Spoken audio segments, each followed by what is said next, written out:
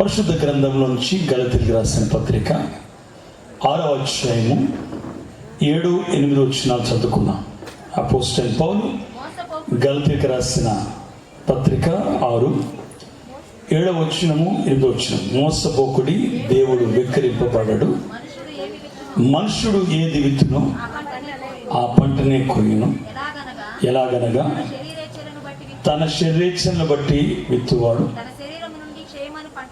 తన శరీరమును అనే క్షేమము పంటను కొయ్యును. ఆత్మను బట్టి విత్తువాడు చాలు, ఆత్మను బట్టి నిత్య జీవన పంటను కొయ్యును. చిన్న ప్రార్థన. పరిశుద్ధుడా వందనాలు. ఈ ప్రాముఖ్యమైన సమీపటి వరకు నీ దాసును నిలబెట్టుకొని, అలాగే నీ పీడను నిలబెట్టుకొని ప్రభా దేవుని వాక్కును మాకు అందించారు. మరొక నిమిషాలు మాతో మాట్లాడి నాయన మమ్మల్ని అందరినీ ఆధ్యాత్మికంగా బలపరిచి దీవించున్నాం.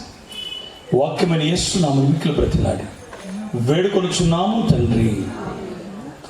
ప్రియమైన దేవుని పిల్లలారా, దేవుని యొక్క మహాకృపను బట్టి ఈ శ్రేష్టమైన సమయంలో క్రీస్తు యొక్క జనన పండుగను ఈ మాసమంతా ఆనంద మాసంగా ఆనందిస్తున్నప్పుడు, అసలు యేసుక్రీస్తు ఈ లోకానికి ఎందుకు వచ్చారు అనే ప్రశ్న మనం వేసుకున్నప్పుడు, ఇది ఎరుగని ఏ క్రైస్తవుడు కూడా ఉండకపోవచ్చు.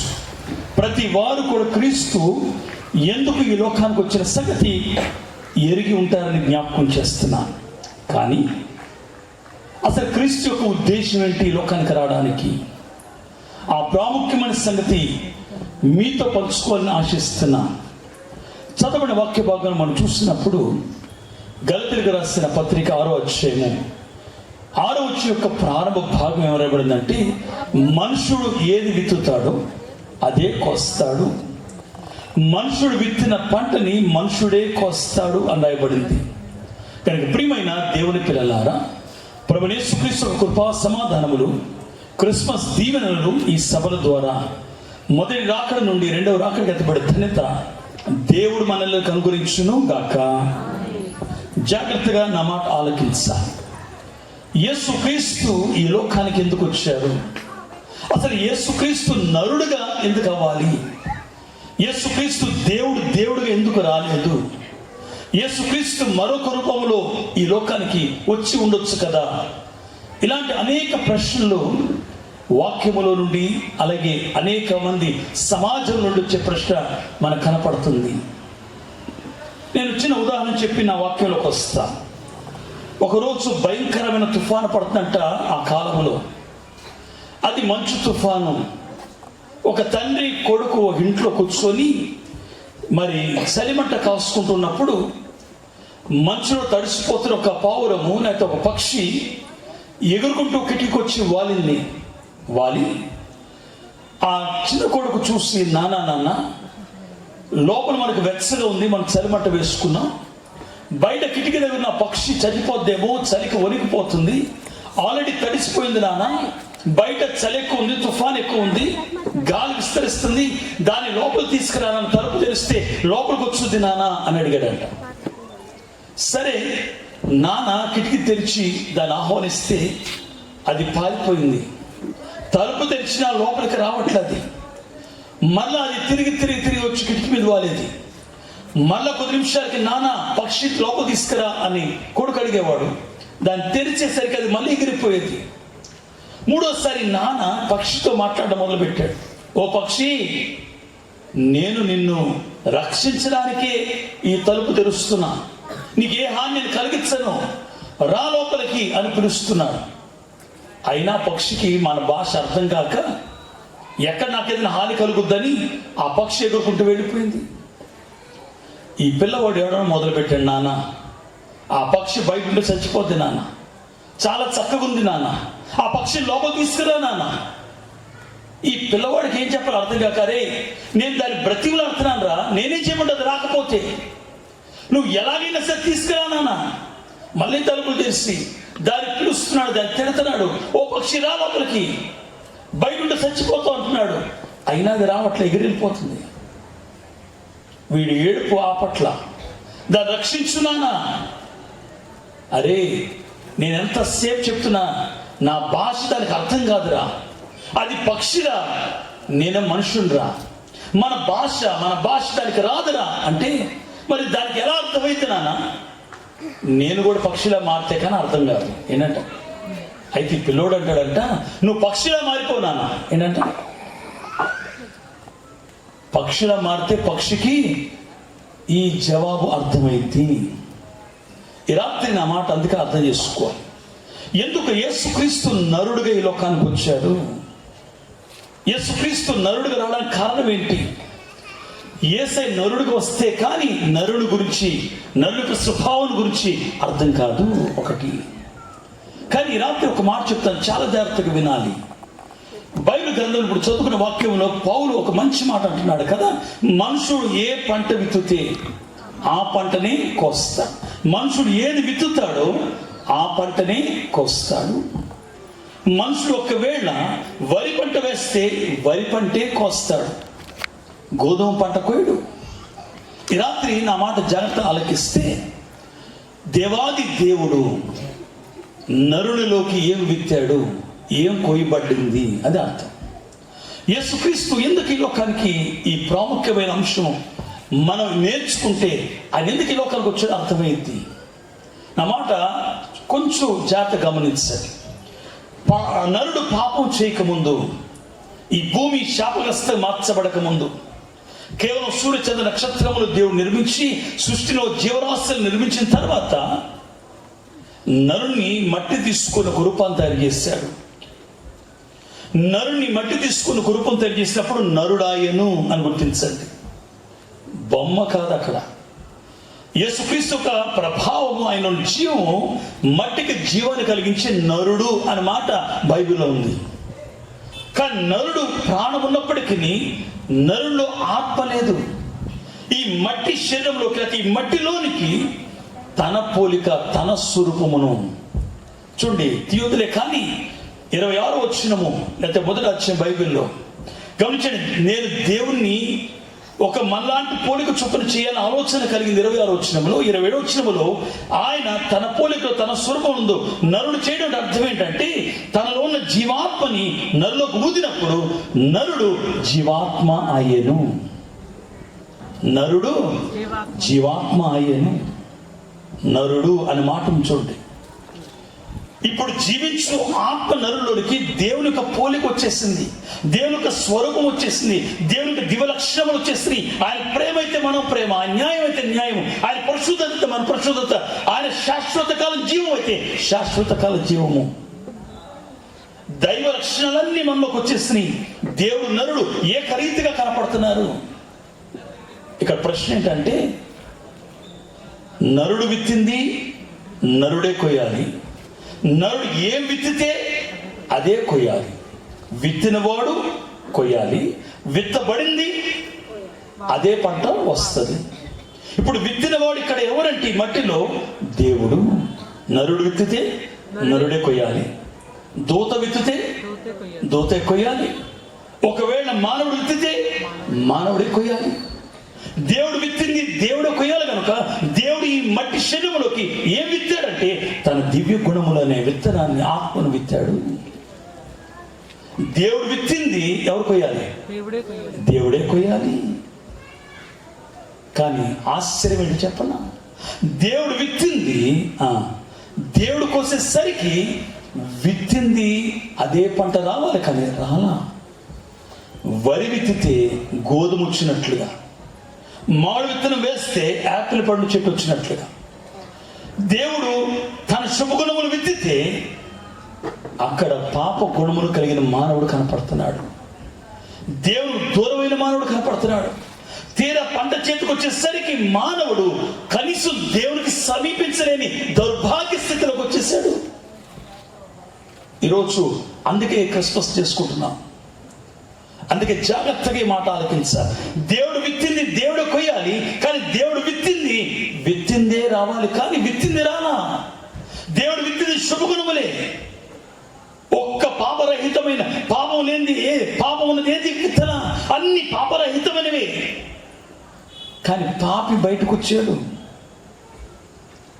దేవుడు విత్తిన స్థలములో ఇంకెవడో గురుగులు విత్తినట్లుగా, దేవుడు విత్తిన ఈ భూమిలో మరొకడు వచ్చి చెడు గుణములు విత్తినట్లుగా కనపడుతుంది.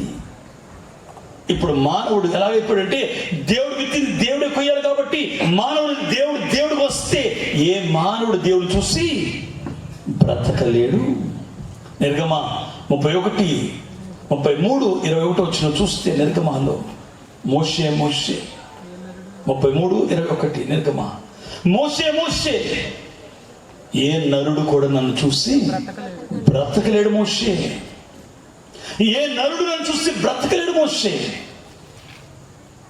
నరుడు బ్రతకలేడు ఎందుకంటే దేవుడుగా దిగి రావడానికి లేదు. కానీ దేవుడు విత్తిన పంట ఎవరు కొయ్యాలి?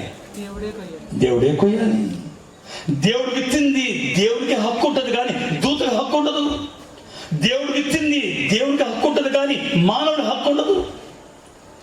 కాబట్టి దేవుడు ఈ లోకానికి దేవుడికి వస్తే నరుడు భస్మం అయిపోతాడు, చూసి బ్రతకలేడు. మరి దేవుడు నరుడుగా రావాలి, అది ప్రత్యేకత. ఎందుకు యేసుక్రీస్తు క్రీస్తు ఈ లోక నరుడికి వచ్చాడో తెలుసా? ఇదే కారణము. దేవుడుగా రావాలి, ఎందుకంటే ఆ పంట విత్తింది ఆయన కాబట్టి కోయాల్సింది ఆయనే. కానీ ఆయన వస్తే నరుడు బ్రతకలేడు కనుక దేవుడు నా రూపంలో మానవ శరీరంలో ఈ మట్టి శరీరం ధరించుకొని సమాధి వంటి శరీరం ధరించుకొని ఈ లోకానికి నరుడికి వచ్చాడు. అంతరంగ దైవత్వం అలాగే ఉంచుకొని శరీరం మాత్రమే మానవుడిది, దైవత్వంతో సంపూర్ణ దేవుడుగా సంపూర్ణ మానవుడిగా ఈ లోకాన్ని జన్మించే కారణం ఏంటంటే ఆయన విత్తిన పంట తానే తీసుకొని వెళ్ళాలి. ఇంకెవరికి అధికారం ఉండదు, హక్కు ఉండదు కనుక. రెండు, దాన్ని విత్తిన పంట అదే పంట మొలవాలి కానీ మొలవల ఫలించ. కాబట్టి ఈ పాపే నరుడు దేవుడు రావడానికి అనుకూలం లేదు కాబట్టి నరుడు అవ్వాల్సి వచ్చిందని గుర్తించండి. మొదటి రాకడ దేని కొరకంటే రెండవ రాకడ కొరకు. యేసుక్రీస్తు యొక్క జనం దేని కొరకంటే యేసుక్రీస్తు యొక్క రాకడ కొరకు సంఘాన్ని సిద్ధపరచడానికి, పాపరహితంగా చేయడానికి, శిలువను పొందడానికి ఆయన లోకానికి జననం కలిగింది. ఈ రాత్రి నేను ఒక మాట చెప్తాను, చాలా జాగ్రత్త ఆలకించాలి. మొదటి రాకడ ఆయన మన కొరకు వచ్చాడు, మనతో సహవాసం చేయడానికి. రెండవ రాకడ మనం ఆయన దగ్గరికి వెళ్ళాలి, మధ్యాకాశానికి. మనం అక్కడికి వెళ్ళాలి అంటే ముందు ప్రభు మనతో సహవాసం కలగాలంటే ఒక ప్రత్యేకమైన స్థితి సంపాదించుకోవాలి. దేవుని న్యాయం ఎలా మాట్లాడుతుందో రెండు మాటలు త్వరగా చెప్పి నేను ముగిస్తాను, చాలా సమయం అవుతుంది కనుక. దేవునికున్న న్యాయము రెండు లక్షణాలు కనే ఉన్నాయండి. మీకు అర్థం కానికి రెండు సింహాసనాలుగా మాట్లాడతాను. ఒక సింహాసనం దేవునికి న్యాయం ఏంటంటే కృపా న్యాయము. మరొకటి దేవునికి న్యాయం ఏంటంటే దైవ న్యాయము. న్యాయం వేరు, కృపా న్యాయం వేరు. దైవ న్యాయము రూల్స్ అండ్ రెగ్యులేషన్స్, ధర్మశాస్త్రం కట్టడలను ఆజ్ఞలను అతిక్రమిస్తే రవ్వంతో ఉన్న ఒక్కను కూడా పరలోకాన్ని చేర్చదు. ఆ తీర్పు అలాగుంటుంది. కానీ కృపా న్యాయం అలాగుండదు.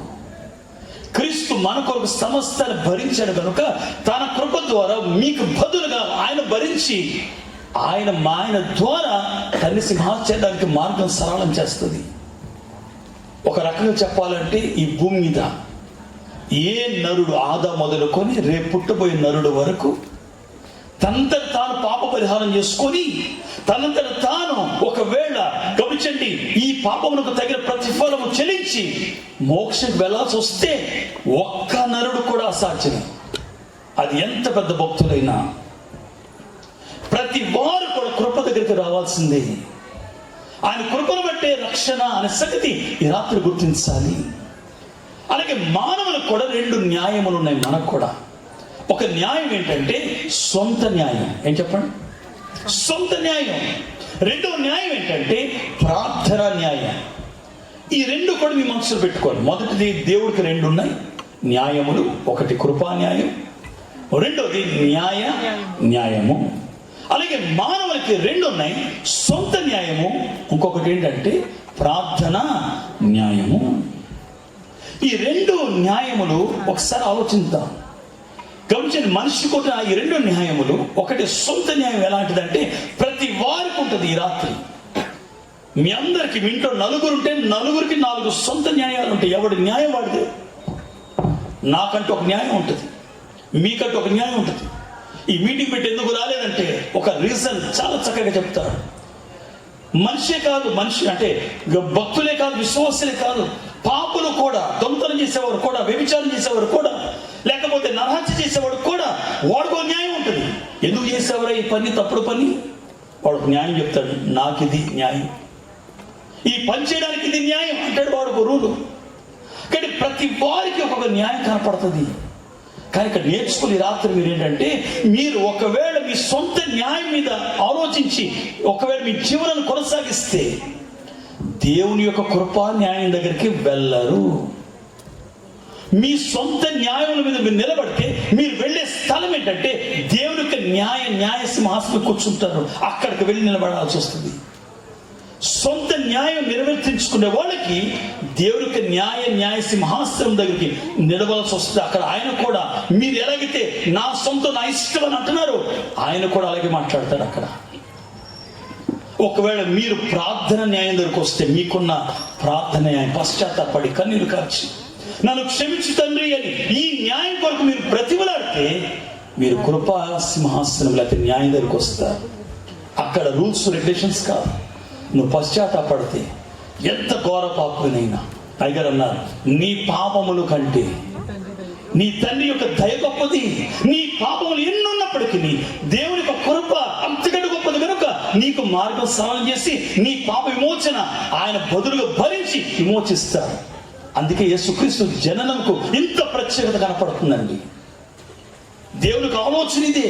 నేను దేవుడికి లోకానికి వెళ్ళి నేను విత్తిన పంట నేనే కొయ్యాను కాబట్టి ఆ పంటను కొయ్యడానికి వెళ్తే మనుషుడు బ్రతకడు. కాబట్టి నేను విత్తిన పంటని నేను వెనక్కి హక్కు లేదు. కానీ నేను విత్తిన పంట నేను కొయ్యాలంటే మానవుడిగా నేను వెళ్తే తప్ప ఆ పంట సంపాదించుకోలేదని మీకు బదులుగా యేసయ్య భూమి మీద బాలుడు జన్మించి నేను విమోచించడానికి ఆయన సిద్ధపడ్డాను. కాబట్టి నా మాట జాగ్రత్త ఆలకిస్తే బైబిల్ గ్రంథంలో అనేక ఉదాహరణలు మీకు చూపిస్తాను. చాలా ప్రతి సబ్జెక్ట్ కూడా ఈ ఉదాహరణ తీసుకోవచ్చు. ఉదాహరణకి మొదటి దంపతులకు బిడ్డలు తీసుకోండి, కయ్యను ఏబేలు. మీరు చెప్పక్కల మీకు బాగా తెలుసుంటుంది.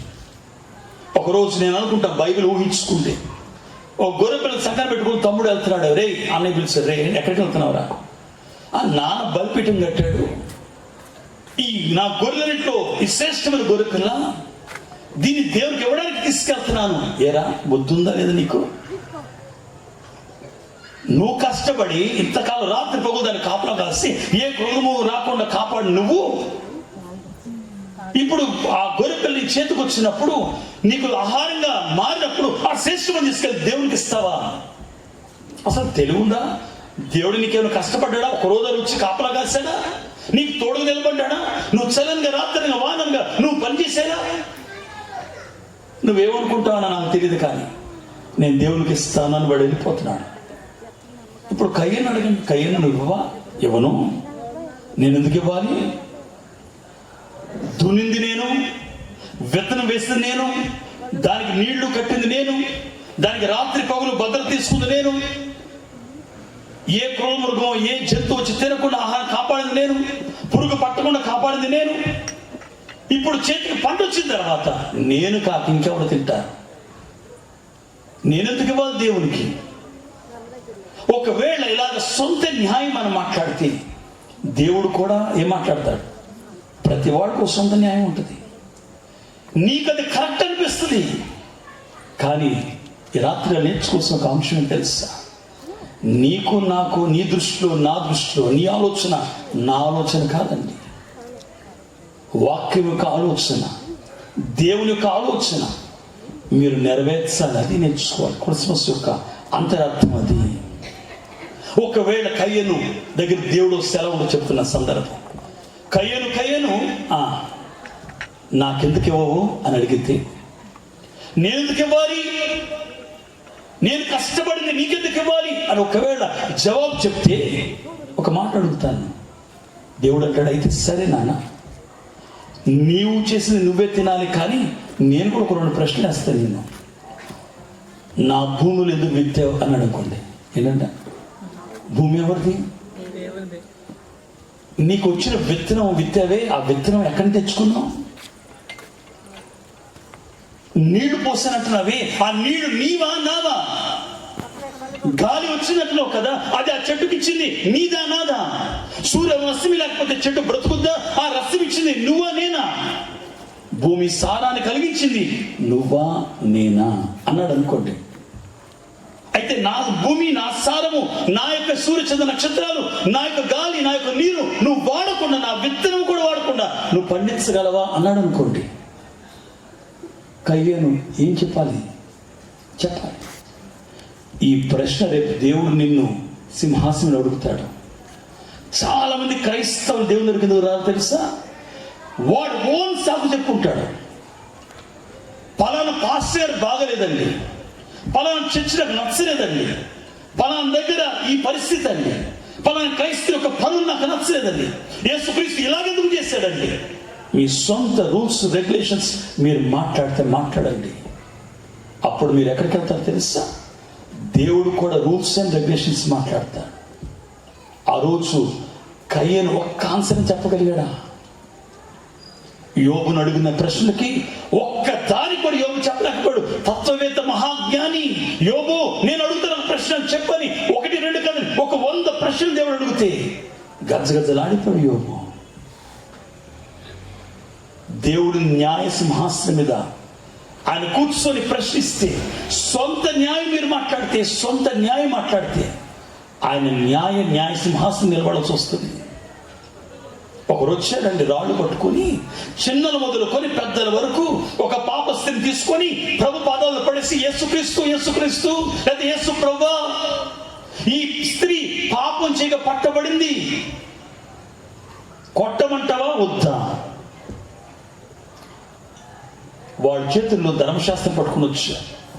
నిర్గమకాండం ప్రింట్ చేసుకొని ఫోటోస్టాట్ తీసుకున్నట్లుగా, ఇదిగో ఆరో పాపం 100 చూపిస్తున్నారు. ప్రతి వాడందనే ఇది 6వ పాపం, ధర్మశాస్త్ర ప్రకారం 10 ఆజ్ఞల్లో ఇది 6వది అంటున్నారు. యేసయ్య ఏమన్నాడు తెలుసా? మీరు ఒకవేళ మీ సొంత న్యాయం బట్టి, ఏమండి వ్యభిచారం చేసిన పురుషుడు ఏమయ్యాడో తెలియదు, కొట్టాల్సిన సమయంలో కొట్టకుండా ప్రభువులో తీసుకురావడానికి వాడు ఉద్దేశం ప్రభు గుర్తిస్తున్నాడు. యేసయ్య అక్కడ మాట్లాడిన మాట చూడండి. నీ దగ్గర 10 ఆజ్ఞల్లో ఒక ఆజ్ఞలో అండర్లైన్ చేస్తే, మోషేకి నేను 513 ఆజ్ఞలు నేర్పించా.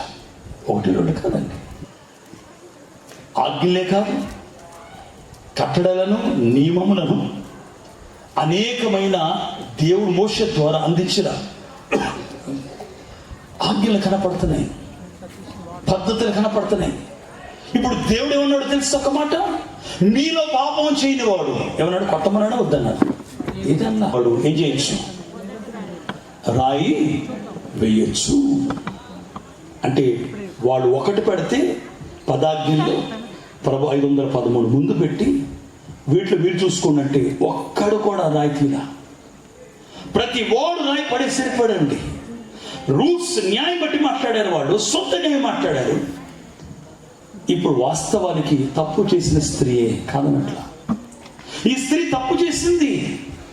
ఇప్పుడు స్త్రీ ప్రార్థన న్యాయంగా నిలబడింది. తండ్రి, నేను తప్పు చేసిన మాట నిజమే, నేను బ్రతుకుండడానికి ఏ కారణం కూడా లేదు, రాళ్ళతో కూడా చంపడాలి, అయినప్పటికీ నువ్వు అనేక మంది రక్షించడానికి వచ్చానని ఆ కొండ మీద బోధించావు కదా, పాపులు రక్షించడానికి వచ్చాను, నశించిపోయిన రక్షించడానికి వచ్చానని జక్క ఇంట్లో చెప్పావు కదా, ఒక్కసారి అవకాశం ఉంటే నాకు ఇవ్వాలని ప్రార్థన న్యాయం దగ్గర నిలబడింది.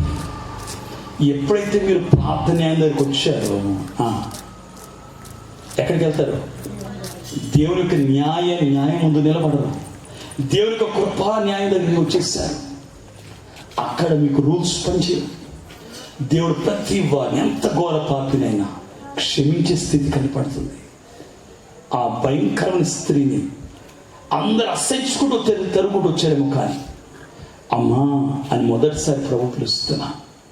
ఎవరిని కొట్టారా అని అడిగారు. ఎవరు కొట్టలేదయ్యా. అయితే నేను కూడా ఏం చేయను, కొట్టను, కానీ ఇంకెన్నాడు నువ్వేం చేయదు, జాగ్రత్తగా ఉండు, నీ పాపము నా మీద వేసుకున్నాను, నీ కొరకు నేను భరించడానికి ఇష్టపడతాను, నేను విమోచిస్తున్నాను. కృప న్యాయం ఇలా మాట్లాడుతుంది. ఈ రాత్రి వేళ మనం నేర్చుకోవాలి. యేసుక్రీస్తు ఎందుకు నరుడికి లోకానికి వచ్చాడు తెలుసా? ఏ మానవుడు అర్హతను బట్టి రావడానికి దేవునికి లేదండి. ప్రతి మానవుడు కూడా భ్రష్టత్వాన్ని బట్టి దేవునికి న్యాయం ముందు నిలబడి తీర్పు తీర్చబడి అగ్నిగుండంలోకి వెళ్లాల్సిందే ప్రతి మానవుడు కూడా. ఎందుకంటే ఏ మానవుడు తన మరణాన్ని మరణింపచేసగలిగే శక్తి వాడికి లేదు కనుక. మీకు ఇంకా అర్థం కాని ఒక మాట చెప్తాను. నేను బైబిల్ గ్రంథంలో యేసు ప్రభు చెప్పి ఒక ఉపమానం చూపిస్తాను. చిన్న కొడుకు వచ్చాడు నాన్న దగ్గరికి. నాన్న నా వాటా నాకు ఇస్తావా లేదా అని అడిగాడు. వాడు పట్టుమని ఒక 20 సంవత్సరాలు లేవు. నాన్న బ్రతిమలాడాడు, అరే ఇంకా నీకు పెళ్ళి అవ్వలేదురా, ఒక ఇంటి వాడు అవ్వలా, ఈ ఆస్తి నీది కాకపోతే ఎవరిదైతురా?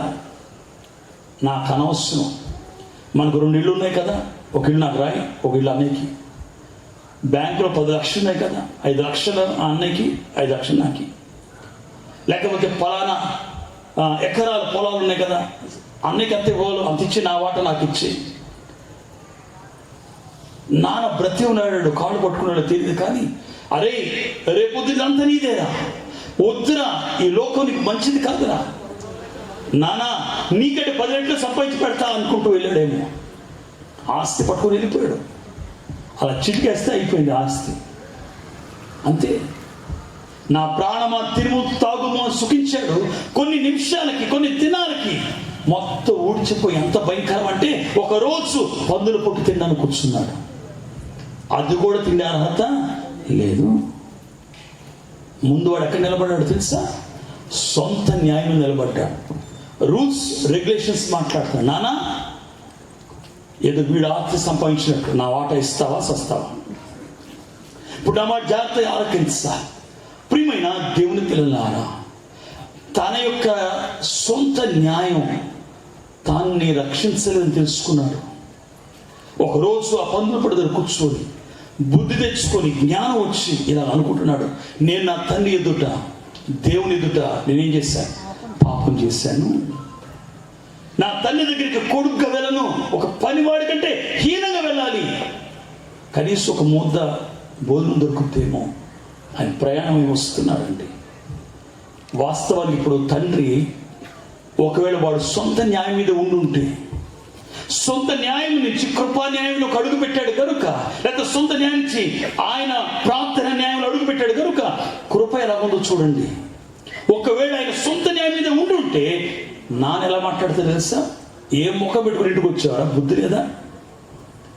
ఏంటి ఆ చింపురు గడ్డం ఏంటి? ఆ చినిపోయిన గుడ్లు ఏంటి? ఆ దుర్వాసన ఏంటి? ఆ కాళ్ళ కనీసం చెప్పులు కూడా లేవా? ఏంటి భయంకర దౌర్భాగ్య పరిస్థితి? నేను చెప్పానా నీకు ముందే? నువ్వు సత్యం అనుకున్నాను, పో ఇంట్లోంచి అనాలి. ఇది న్యాయం యొక్క న్యాయం. కానీ వాడు సొంత న్యాయంతో ఆస్తి లాక్కెళ్ళాడు, కానీ బుద్ధి తెచ్చుకున్న తర్వాత ప్రార్థన న్యాయం మీద నిలబడ్డాడు కనుక కృపా న్యాయం దగ్గరికి వచ్చాడు. ఇప్పుడు ప్రార్థన న్యాయం దగ్గర నిలబడ్డా. శాస్త్రుల పరిస్థితి చూడండి, కృపా న్యాయం దగ్గర రాలా, సొంత న్యాయం నిలబడ్డారు. వెళ్ళిపోయి పాపాలు పట్టుకొని వాడికి క్షమాపణ దొరకలా.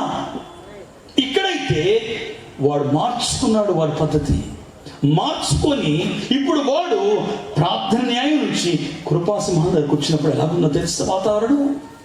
ఇక్కడ తండ్రి దేవుడైతే దేవుడు ఎదురు చూస్తున్నాడు, ఎప్పుడు వస్తాడా నా బిడ్డని.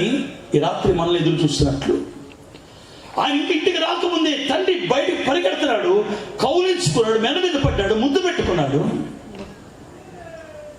చక్కగా గడ్డం చేయించి స్నానం చేయించి మంచి వస్త్రాలు ఇచ్చి జోడు తొలగించి చక్కటి ఉగ్గను తొలగించి విందు చేయడం మొదలు పెట్టాడు. నా కొడుకు చనిపోయి బ్రతికాడు, నా కొడుకు రాను అండు మొదలు పెట్టాడు. గుండెల మీద హత్తుకొని మాట్లాడుతున్నాడు. ఇది కృప యొక్క పని. యేసుక్రీస్తు ఎందుకు ఈ లోకానికి వచ్చారంటే ఈ యొక్క కారణంతోకే వచ్చాడు యేసు ఈ లోకానికి.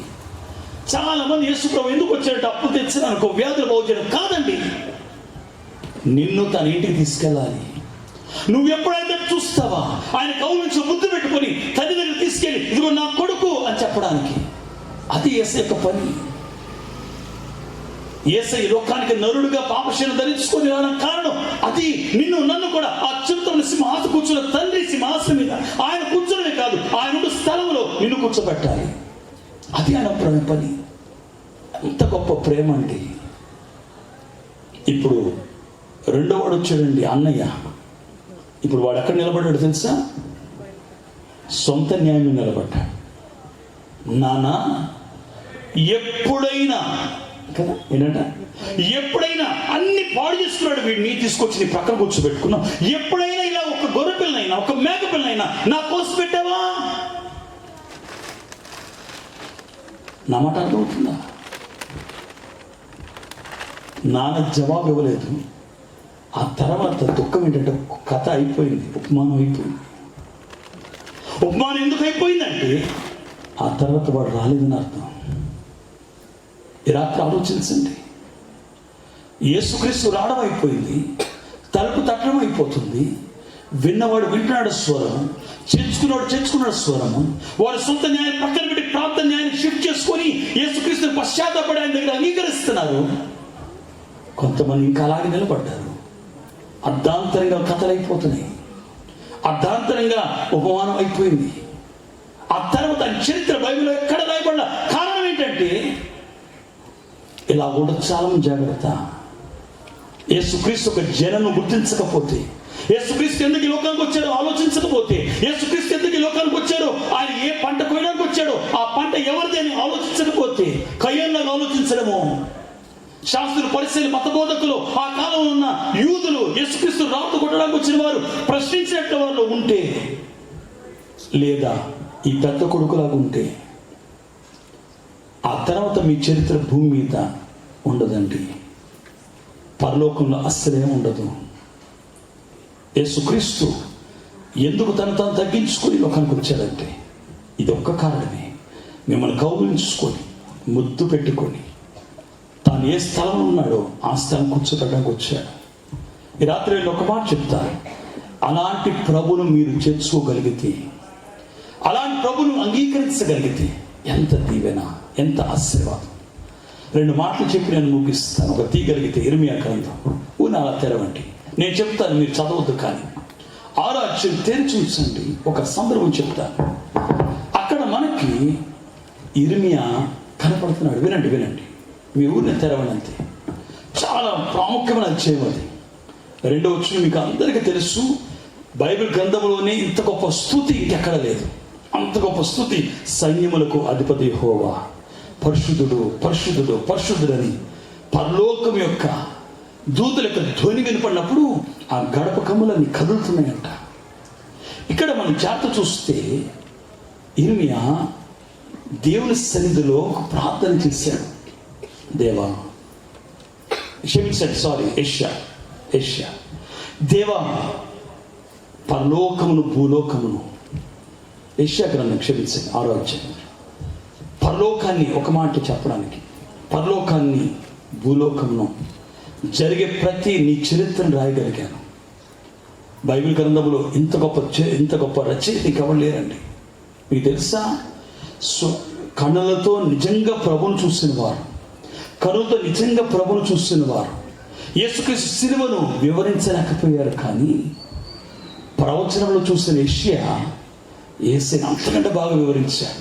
ఆయన జననం కానివ్వండి, ఆయన మరణం కానివ్వండి, ఆయన భూలోక చరిత్ర కానివ్వండి, పరలోక చరిత్ర కూడా.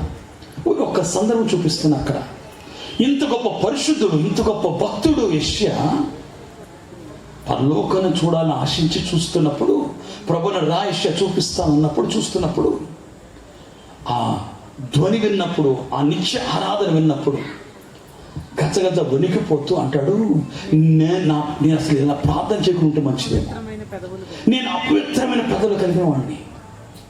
ఎంత భయంకరమైన అనుభవం ఆయన ఫేస్ చేస్తా అంటే, పరలోక యొక్క నీతి ముందు, పరలోక యొక్క పరిశుద్ధత ముందు, తన పరిశుద్ధత, తన నీతి భూమిని ఘనంగా ఉండొచ్చేమో, కానీ అక్కడ పనిచేయట్లా. గడగడ వణుకుతున్నాడండి. ఒకవేళ దూత కానీ గమనించిన ఒక నిప్పు తీసుకొచ్చి బలిపీఠ మీద తాకినట్లు కనపడినా క్రీస్తు రక్తములు కడగబడే అనుభవం కనపడుతుంది యెషయా ప్రవచనములో. కానీ ఇక్కడ ఒక మాట చెప్తాను నేను. 2వ వచనములో ఉంది అత్యున్నత సింహాసనం. ఏంటంట? 1వ వచనంలో అత్యున్నత సింహాసనం.